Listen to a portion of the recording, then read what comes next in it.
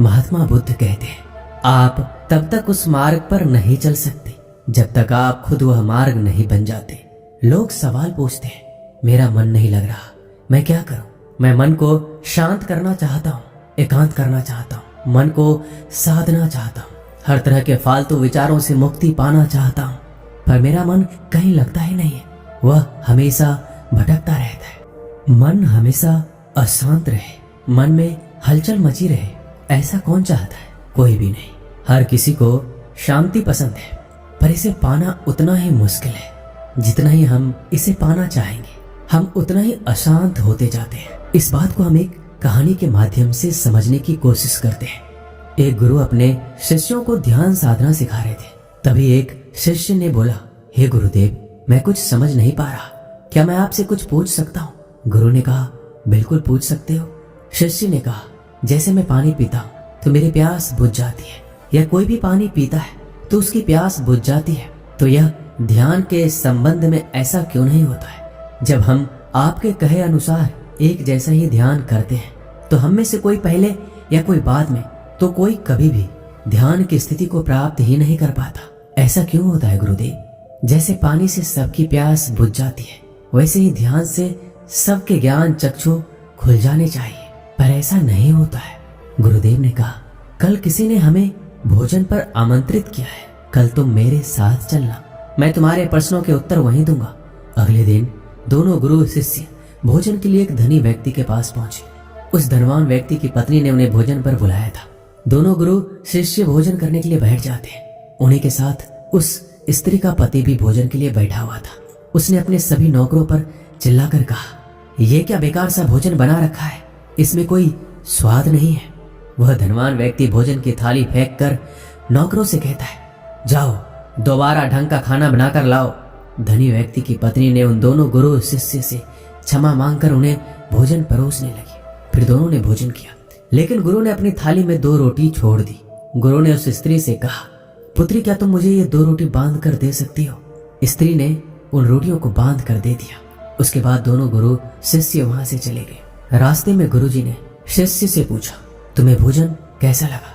शिष्य ने कहा, भोजन तो अति स्वादिष्ट था, मुझे बहुत ही पसंद आया, मुझे वहां भोजन करके बहुत ही अच्छा लगा। फिर गुरु ने कहा, क्या इससे अधिक तुम्हें और कुछ नहीं लगा? शिष्य ने कहा, इससे अच्छा और क्या लग सकता है? गुरु, मेरी भूख मिट गई, मेरा पेट भर गया। फिर गुरुदेव ने कहा, भोजन तो अच्छा था, लेकिन उस स्त्री के पति ने भोजन स्वादिष्ट नहीं है, ऐसा क्यों कहा? भोजन तो अच्छा बना था, भोजन तो एक जैसा ही था, फिर उसके पति को भोजन पसंद क्यों नहीं आया? शिष्य ने कहा, आप ठीक कहते हैं गुरुदेव, मैं तो कुछ समझ ही नहीं पा रहा हूँ, आप ही कुछ बताइए। गुरुदेव ने कहा, अभी तुम मेरे साथ इस मार्ग पर चलते रहो। गुरु शिष्य चलते चलते बहुत दूर निकल गए। शिष्य ने गुरुदेव से कहा, गुरुदेव, हम हमारे आश्रम के मार्ग पर तो नहीं है, फिर हम इस मार्ग से कहाँ जा रहे हैं? गुरु ने कहा, बस चलते रहो। बहुत दूर चलने के बाद एक फटेहाल व्यक्ति गुरुजी के सामने आया और उनके चरणों में गिर पड़ा और बोला, हे परमात्मा, मेरी मदद करो, मैं 3 दिन से भूखा हूँ, मैंने कुछ भी नहीं खाया है, आप कृपा करके मुझे कुछ खाने को दें। गुरुदेव ने उस व्यक्ति को एक पेड़ के नीचे बैठाया और उन 2 रोटियों को निकाल कर दे दिया जो उस महिला ने उन्हें बांध कर दिया था। रोटियों को देखते ही उस गरीब व्यक्ति के आंखों में चमक आ गई। उसने तुरंत उन रोटियों को खा लिया।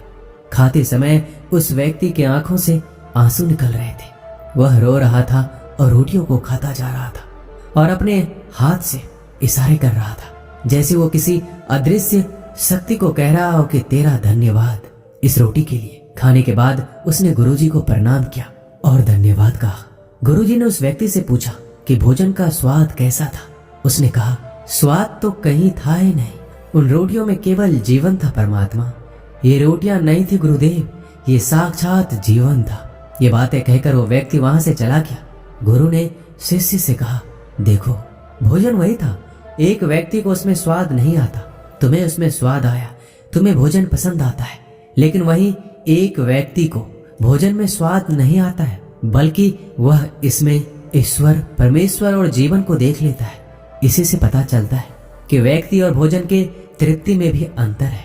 पहले व्यक्ति की इसमें कोई तृप्ति नहीं होती, तुम्हें थोड़ी तृप्ति होती है, और इस फटेहाल व्यक्ति को अनंत तृप्ति होती है। ऐसा ही ध्यान के संबंध में भी होता है। जिसको जितना प्यास होती है वह उतना ही जल्दी मार्ग बना लेता है। उस शिष्य की जिज्ञासा का समाधान हो चुका था। उसके प्रश्नों का उत्तर उसे मिल गया था, लेकिन प्रश्न का उत्तर हमें अभी नहीं मिला है। प्रश्न ये था कि हमारा मन क्यों नहीं लगता। दोस्तों, जो लग जाए वह मन नहीं है। मन का स्वभाव ही है भागना। जब हमारे पास कोई चीज अत्यधिक होती है तो हमारा मन उससे भागने लगता है। जैसे उस धनी व्यक्ति का मन जो उस भोजन से भाग रहा था, जो उसके लिए आम बात थी। लेकिन जब कोई चीज हमारे पास सीमित मात्रा में होती है और हमें मिल भी जाती है, तब हमारा मन उससे जुड़ा भी रहता है। जब हम उस चीज की अहमियत अपने जीवन में थोड़ी बहुत रखते हैं, जैसे उस शिष्य का मन उस भोजन से थोड़ा बहुत जुड़ा हुआ था, तो उसने उस भोजन के बाद स्वाद को भी जाना। लेकिन जब हमें कोई चीज चाहिए होती है जो हमारे पास नहीं होती है, तो पहले हमारा मन उस चीज के लिए बहुत ही लालायित रहता है। वह हर हाल में उसे पा लेना चाहता है। लेकिन जब कोई चीज प्राणों से जुड़ी हुई हो, जैसे कि वो 2 रोटी, और जब बात प्राणों पर आ जाए तब मन गायब हो जाता है। तब आप स्वाद नहीं देखते, भोजन का प्रकार नहीं देखते, तब आपको सिर्फ भोजन चाहिए होता है। तब आप एकाग्र हो जाते हैं। भोजन के लिए जो मिले उसी में आपको आनंद आ जाता है। स्वाद हो या ना हो, आपके प्राण अंदर तक उसे स्वीकार कर लेते हैं। और ये तब होता है जब मन नहीं होता है। जीवन में हम हमारे मन को लगाने की बहुत कोशिश करते हैं। कुछ पढ़ाई में लगाने की कोशिश करते हैं, तो कुछ अपने काम में लगाने की कोशिश करते हैं। लेकिन आपने देखा होगा कि मन कहीं नहीं लगता, और ये लग भी नहीं सकता, क्योंकि इसका काम किसी चीज में लगना नहीं, बल्कि इसका काम बस इधर से उधर आपको भगाना है। एक चीज आपके जीवन में मिलती है, फिर आपका मन दूसरी चीज पर ले जाती है। दूसरी चीज जब आपको मिल जाती है तो आपको तीसरी चीज पर ले जाती है। मन कभी भी संतुष्टि को नहीं जानता, वह केवल पाना जानता है। पाने के बाद भूल जाना जानता है। जो मिल गया उसे छोड़ देने की आदत होती है, जो छूट गया उसे फिर से पा लेने की मन की आदत होती है। अपनी जिंदगी के पिछले हिस्से को देखिए और जानिए कि आपका मन कहीं लगा है, कहीं रुका है, या केवल आपका मन अभी तक बस आपको भगा ही रहा है। अब सवाल ये आता है, अगर मन का काम भागना या भगाना ही है, तो क्या जिंदगी भर हम भागते ही रहेंगे? क्या हम रुकेंगे नहीं? ध्यान से देखो तो जिंदगी ऐसी ही है। जन्म से लेकर मृत्यु तक इंसान भागता ही रहता है, कभी किसी चीज के पीछे, कभी किसी इंसान के पीछे। लेकिन फिर कुछ इंसान भागना बंद कर देते हैं, तब चीजें उनके पीछे भागती है। वह किसी चीज के पीछे नहीं भागते। इसका सबसे बड़ा उदाहरण स्वयं गौतम बुद्ध है। हम आम लोग कैसे अपने जीवन में ठहराव ला सकते हैं, कैसे हम अपने जीवन में एकाग्रता ला सकते हैं, कैसे हम अपने जीवन में अपने मन को हम नियंत्रित करने से रोक सकते हैं। और इसका एक ही रास्ता है, वो है ध्यान। ध्यान आपके जीवन को व्यवस्थित बनाता है। मन भागता है, ध्यान ठहराव बुलाता है। मन लालच देता है, ध्यान लालच को देखने की शक्ति देता है। मन कहता है दूसरी चीज को पकड़ लो, ध्यान कहता है जो मिला है उसी में खुश रहो।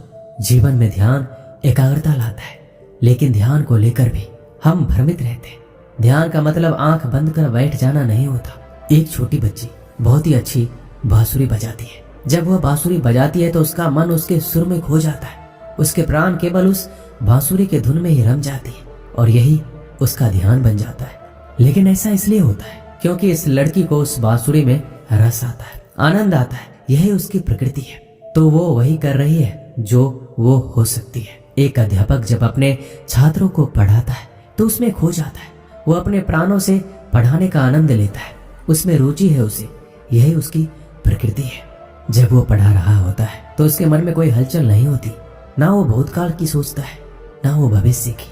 वह केवल वर्तमान क्षण में ही रहता है, और यही उसका ध्यान है। जो व्यक्ति जो है अगर वही होने लगे तो उसमें अपने आप ही ध्यान उत्पन्न होने लगता है, वो एकाग्र होने लगता है। लेकिन जब व्यक्ति कुछ होने की कोशिश करता है तो उसका मन हावी होने लगता है, एकाग्रता टूट जाती है, और तब हम भागते रहते हैं। जीवन में हमें सब कुछ मिल जाता है, तब भी हम सोचते हैं कि कुछ रह गया है, और यही अधूरापन कभी कम नहीं होता। क्योंकि जो आप हो सकते थे, जो आपकी प्रकृति थी, आप नहीं हुए। आप जीवन में बाकी सब कुछ हो गए, लेकिन जिन कार्यों में आपका गुण था आप वही नहीं हो पाए। ऐसे ही आप हमेशा अधूरे रह जाते, तब मन कहीं नहीं लगता। मन की प्रकृति ही लगने की नहीं है, जो लगता है वो एकाग्रता है, वो ध्यान है। और जहां आपको एकाग्रता मिल जाए, समझ लेना वही आपके लिए बना है, जिस पर चलकर आप संपूर्ण हो सकते हैं। दोस्तों, इस वीडियो में बस इतना ही। मिलते हैं अगली वीडियो में। अपना ख्याल रखिएगा। धन्यवाद।